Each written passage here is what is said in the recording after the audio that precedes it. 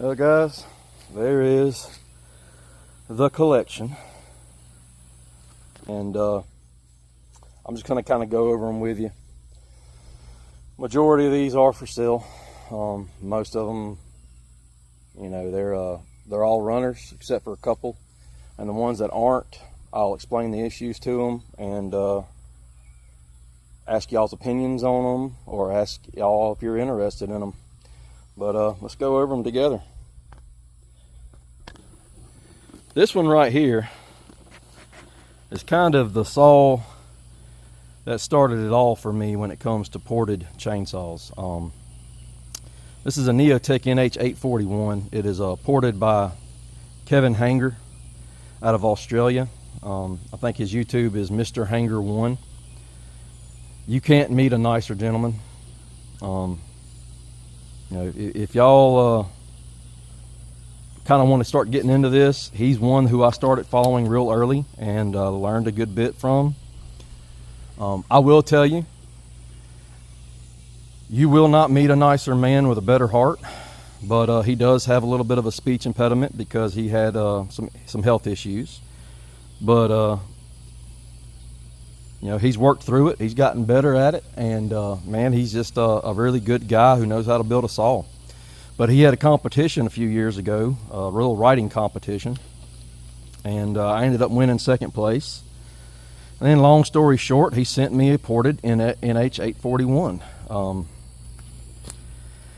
That saw I actually ended up gifting to a fellow because Kevin, a few months later, has some videos of this one that he ported running a 22-inch bar.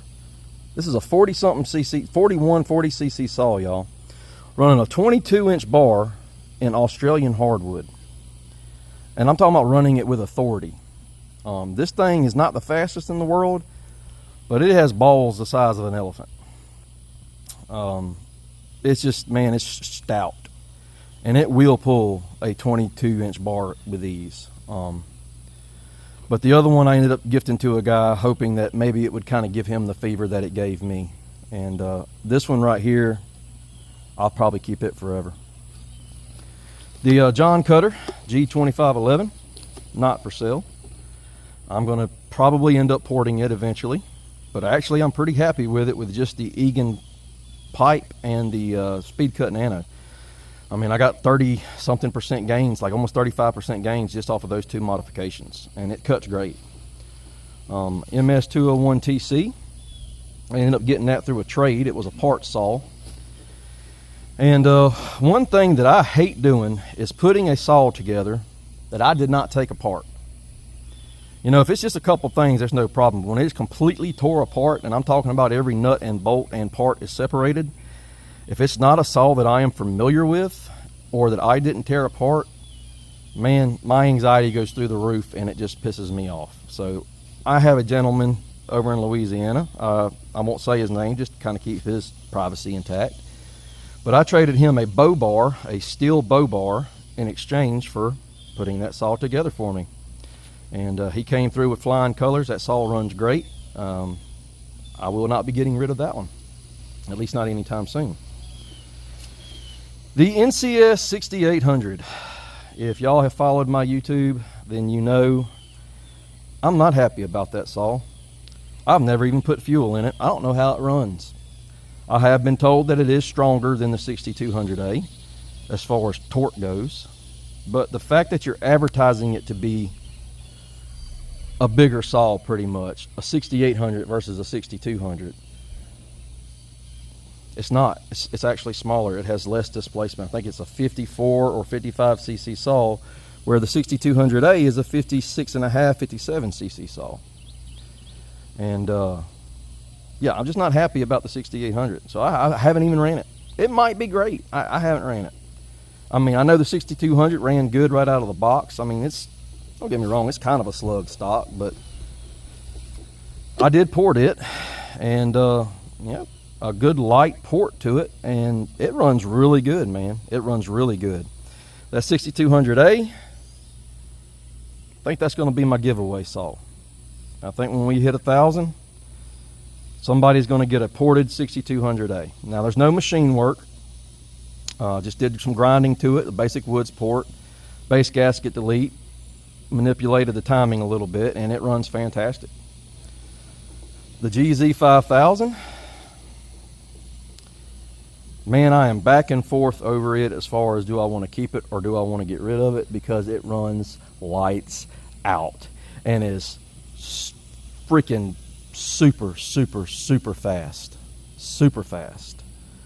So I'm kind of, I don't know if I want to keep it or not, because I've got so many, as you will see, 50cc class saws that I don't know what to do. But it's a monster. Man, that thing pulls that 16-inch bar or 18-inch bar like it's don't even exist. It absolutely screams, and you can go through my YouTube and see the videos of it.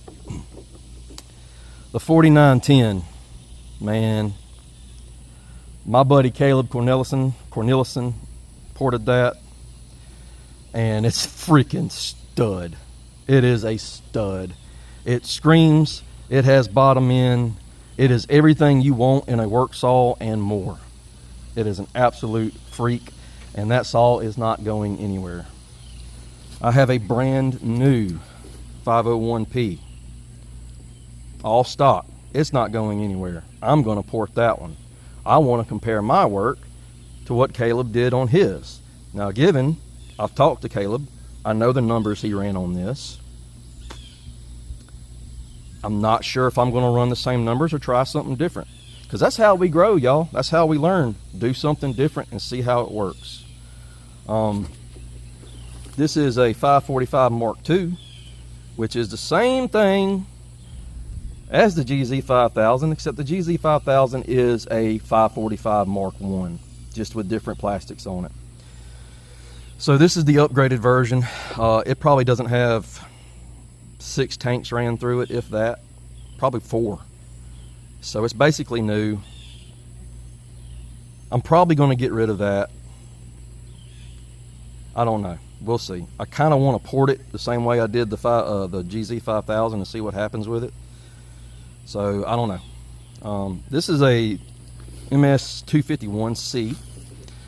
I just recently picked up from a customer. I did some work for him, and he just gave me this saw because I originally thought it was straight gassed, because the piston, at least the piston is scored, and the cylinder don't look good, but I believe the cylinders might be savable. You know, you don't really know until you can pull it. But for those of you who know, they're just a pain in the ass to tear down. It also needs a complete clutch assembly. So I don't know. I don't know what I'm gonna do with it. I don't know if I want to rebuild it and sell it, or just give somebody who knows how to rebuild them a really good deal on it. The Tanaka. Man, I don't know. It is an absolute freak. It is built by Corey Corp from Fab Corp, and he did wonders with it. But again, in the 50cc class, I just have so many. I mean, I still have a 346 XP coming. So, you know, the 346 will smoke that. The ported Echoes will probably smoke that. But you're talking a huge price difference. I mean, you can get a 4910 for about $300, give or take. The 501Ps you're not getting for less than $400. I'll be honest, completely in the clear with y'all. I'm about $275 into that saw, plus Corey's porting fee, which I think is $375. Plus I paid to ship it to him. So, you know, I'm $600, $700-ish into that saw. And again, it runs absolutely lights out. It is a monster. It is everything anybody would ever want in a good work saw, as a firewood saw. And I bet if you were to throw an 18-inch on here, it would be a freaking stud, which it is already. But I mean, it's pulling a 20-inch bar, and I mean, I can bury that in oak, and it will never even let up. I have nothing against that saw. I just have so many coming that have the ability to be better that I don't know if I'm gonna keep it or not. Then we have the 357 XP that I'm definitely not getting rid of. That saw will stay with me forever. I am debating whether or not I am going to port it, or if I'm going to send it to Kevin Levanway. Kevin, for those of you who don't know, then you're just blind or ignorant to the field of porting. Kevin Levanway he is one of the best that there is, period. I mean, I'm not going to go and elaborate, but Kevin has been very helpful to me. He has shared a lot of knowledge with me, and by God, I want a saw ported by Kevin Levanway. Even though I'm getting better at what I do, and I know I could turn that into a freak myself, I just want a saw ported by Kevin Levanway. But I'm torn if I'm going to send him this one or another one. This is a Poulan 3050. It's in fantastic shape. It has great compression, has spark. I think it just needs a carburetor rebuild and some new fuel lines. I just haven't had time to mess with it yet. I'll sell that saw to somebody if they're interested cheap. Poulan 3450 runs spectacular, super strong. I've had it listed for a little bit now for $200, bar and chain, shipped. And it's an absolute stud. It has like 170 pounds, 165 to 170 pounds compression. Pops off and runs just fine. I just don't have a chain on it right now because I pulled the chain off and used it on another saw. But that is a Counter Vibe 3700. That is freaking mint. Still has the original bar, as you can see. This saw is in spectacular condition. Has great compression, has spark. It just needs a carburetor rebuild and some fuel lines. I'm gonna sell that saw after I fix it up. You know, if you're interested in it, let me know. Make me an offer. The Poulan Pro 5020, I picked that up a couple weeks ago. Guy brought it over. I put a new carburetor on it, fired it up, had it running good, made a video of it for him, told him to come get a saw. He gets here and the damn thing wouldn't crank. I hate these 5020s. I hate them. Absolutely hate them. Never spend your money on one of these. Matter of fact, never spend your money on a Poulan other than the old American-made ones. If you can get the old American-made ones, they're freaking fantastic. But the Husqvarna built ones are from about 2000 and up. Don't waste your money on them. It runs, it cuts. I just got to tune the carburetor again. And I got so mad when the guy came and I had to retune the carburetor that I said, you know what, dude? I got this other saw. Give me another 50 bucks. I'll just let you go home with it. It's 3 times the saw this one is because I don't have time to deal with this one. But it runs. I got to replace the pull cord on it. That was something else that broke while the gentleman was here. It's just aggravating. But they're good saws. If somebody wants it, man, I'll let that go like 75 bucks. All right. Moving on. And this is going to be a long video, y'all. I'm sorry. The Dolmar 6100. It ain't going nowhere. I love that saw. Stock form is the best saw I've ever ran. Period. In stock form, that is the strongest, lightest weight, great feeling saw I've ever ran, and I'm never going to get rid of it. This is the other saw that I'm considering sending to Kevin Levanway. It's either this or the 357. I'm not sure. Kevin tells me these run every bit as good as the 562s ported. Husqvarna 61. Again, I've got it for sale. It runs lights out. Nothing wrong with it at all. Super strong, damn near mint condition. I just have enough in this range that I don't need this one also. MS361 that I mentioned earlier. It's in overall good condition. Cranks and runs great. But, again, I want it on an auction. But this part of the handle was not in the freaking pictures. So I'm torn on what I'm going to do with it. I don't know if I'm going to put a new handle on it. I don't know. The G366 Pro. That one's brand new out of the box. Never been ran, never had fuel. I've got some closed port cylinders that I'm going to put on these and port them up and do a whole series on them. The 562 XP. ported by a formerly novice lumberjack, now is known as Bodie's Empire. And I will tell y'all this, if there is one saw that I was forced to keep and could not keep anymore and had to get rid of everything I had, this is the saw that I would keep. Freak. It's got a 24-inch bar on it. It'll pull a 32 easy. It'll pull it with authority.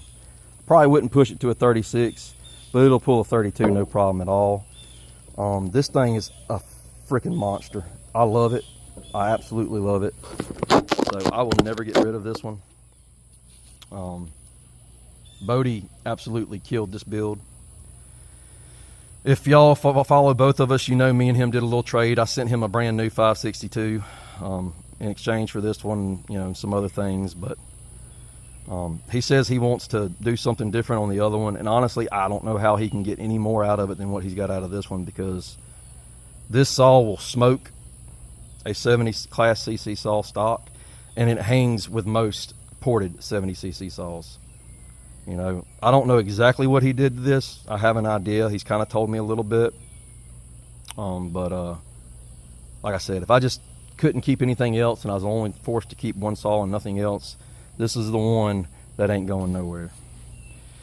Echo CS 6700, kind of. This is a saw that I sold a customer a few months back to do some milling with. And I advised them, you know, if you're going to mill, make sure you run a pretty rich mixture. I probably should have been a little bit more clear on what I was talking about. Because he gets back with me a few months later and tells me, hey man, it just died on me in the cut, blah, blah, blah, blah. Long story short, man, he burnt this thing up worse than I've ever seen one burnt up in my life. I've never seen a cylinder and piston as bad as this one was. I attempted to fix it for him. I put a brand new CS 680 piston and cylinder on here with the 680 intake tube, and got it back together, fired it up, and it fired up, but it fired up under a bind. It will not run more than a few seconds. So I think what happened is it got so damn hot that it warped the rod. I believe the rod is bent slightly to where you can't really see it unless you study it. But it's obviously under a bind. A brand new CS 680 top end on it. If somebody's interested in this, I'll make you a good deal on it. It just needs a new bottom end, y'all. I hate splitting cases. It's just not something I like to do. I'll do it if it's absolutely necessary, but if I can get my money back out of this, I think I got $180 in it, and my time, which, you know, whatever. $200 if someone's interested in it, shipped to your door. It needs a new crank assembly, and probably bearings and seals. I don't know. It will fire off, it will run, but only for a few seconds, and I haven't tried to push it any further than that because I don't want to do any more damage to a brand new cylinder. The Makita 6401 that has the aftermarket 7900 cylinder on it. It has a 460 muffler on it, has a timing advance, and man, when it was running like an absolute monster. I love it. It feels great in the hand. It is strong.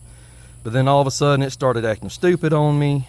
I went through multiple different carburetors, and it's still doing the same thing. I think it either jumped time and I need to retime it, or the coil is going bad on me and it's losing spark in the cut, because it'll crank and idle, but it will not hold its power in the cut at all. It just falls flat on its face, and I mean flat on its face. The 038 AV Mag 2 in great condition, runs great, absolutely no issues with it. I've been trying to sell it, y'all. I got it listed I think for $375, shipped to your door. You're not going to find another Mag 2 in this condition for that price. There's nothing wrong with it. The 2172, it's for sale. I've got it listed for $450, just the power head. I'll ship it to your house for $475. It is in great condition. There's nothing wrong with it at all. It's dirty because I've ran it, but it needs to be cleaned up. Other than that, there's absolutely nothing wrong with that saw. It is strong as an ox. It runs great. I just don't need it. Brand new G466. Haven't even fired. Well, I have fired it up. I fired it up, but I haven't put it in the wood yet. I'm going to port that one and see what I can get out of that, and then probably sell it. The Echo 7310, ported by Phil Shoecraft. That saw is never leaving my side. I love it. It is an absolute monster. Phil builds a absolute freak. When I first got it, I was very impressed with it, but I could not get the damn thing to tune. It takes a special tuning tool, and it has like limiters down inside the screws. So I drilled them out, and I kind of managed to get a pretty good tune on it. And once I did that, I was like, oh yeah, huge difference. Great saw, running great. And then on my last tree job, I had a guy working with me, and he was cutting with it, and I was running my Dolmar 6100. And you know, he had it buried in some big oak, and I heard it just churning. And then, you know, 23, 24 inch oak buried up to the hip. It goes out of nowhere in the middle of the cut. And I threw my head up and I looked over at the guy running it. I said, dude, that saw just came alive. Them rings have finally seated. And holy crap. As of right now, it's my favorite saw. But I mean, it's heavy. You know, it's a 70-something cc saw. So that's why I say if there was only one I could keep, it'd be the 562 XP. The next one would be this one. And then the 585 I just recently picked up. A freaking stud, stock.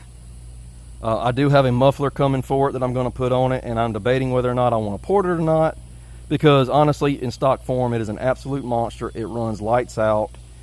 You cannot ask anything else from a saw, and I got such a good deal on that I could probably sell it and make a couple $100 off of it, but why would I? I'm never going to get one for this price again.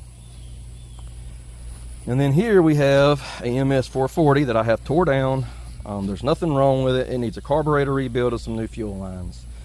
But if I'm going to tear a saw down, 9 times out of 10, I'm going to port it.